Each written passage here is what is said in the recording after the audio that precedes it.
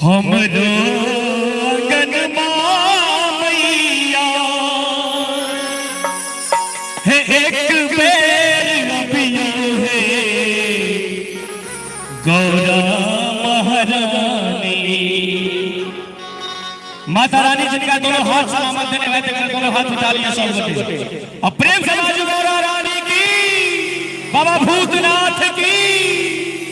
हमरो अंगनमा मैया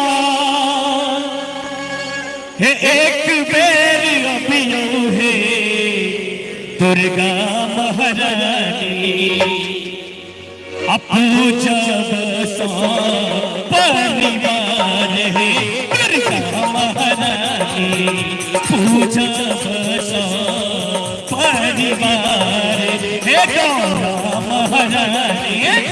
हमरो अंगनमा मैया, हमरो अंगनमा मैया एक बेर अबियो है काली महारानी।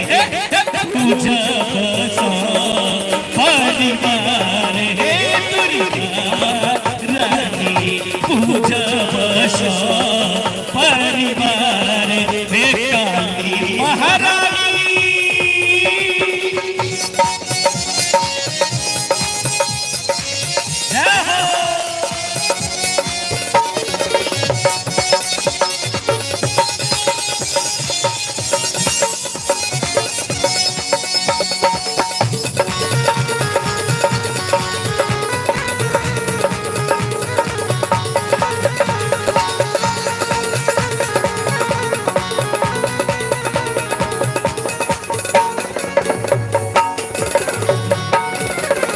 बच्चे सहाम मैया आही के पूजलिए गौरा महारानी।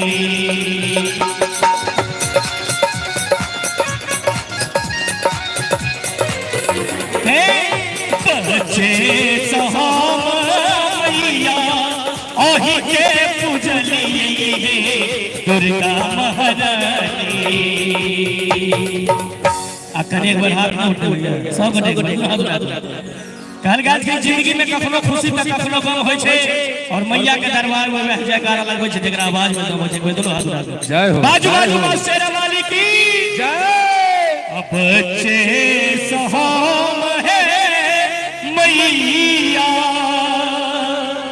आही के पूजलिए है दुर्गा महारानी।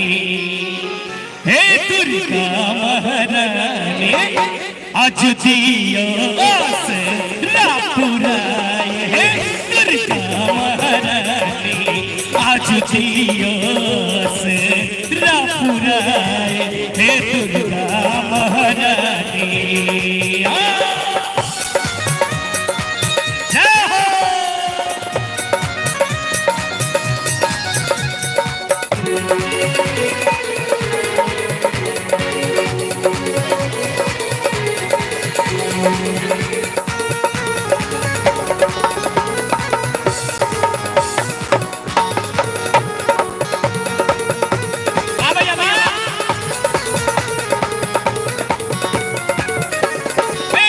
सिंदूर पिठार लौटा एह बोल के लिए दुर्गा महारानी।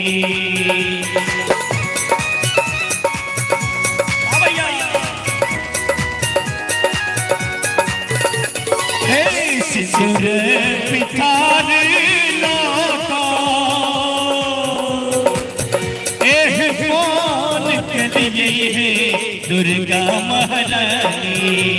हे काली महारानी दियों में लीले सापुराए दुर्गा महारानी, दियों में लीले सापुराए हे दुर्गा महारानी। अबियों अंगना मैया लील सापुर अबियो है काली महारानी। अबियों अंगना मैया लील सापुर अबियो है दुर्गा महारानी। और भजन के अंतिम लाइन से हम जाएंगे, दोनों हाथ उठाइए सब गोटे। बाजू बाजू दुर्गा मैया की जय। अजुतियो दिल सापुराए दुर्गा महारानी, अजुतियो दिल सापुराए दुर्गा महारानी, अजुतियो दिल सापुराए दुर्गा महारानी, अजुतियो दिल सापुराए दुर्गा महारानी। हे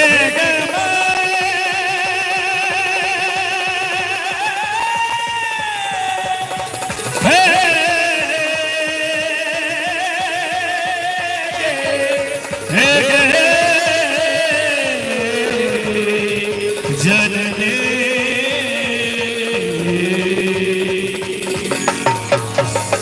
बाजू बाजू दुर्गा की जय जय। बहुत बहुत धन्यवाद भाई राहुल सुमन जी।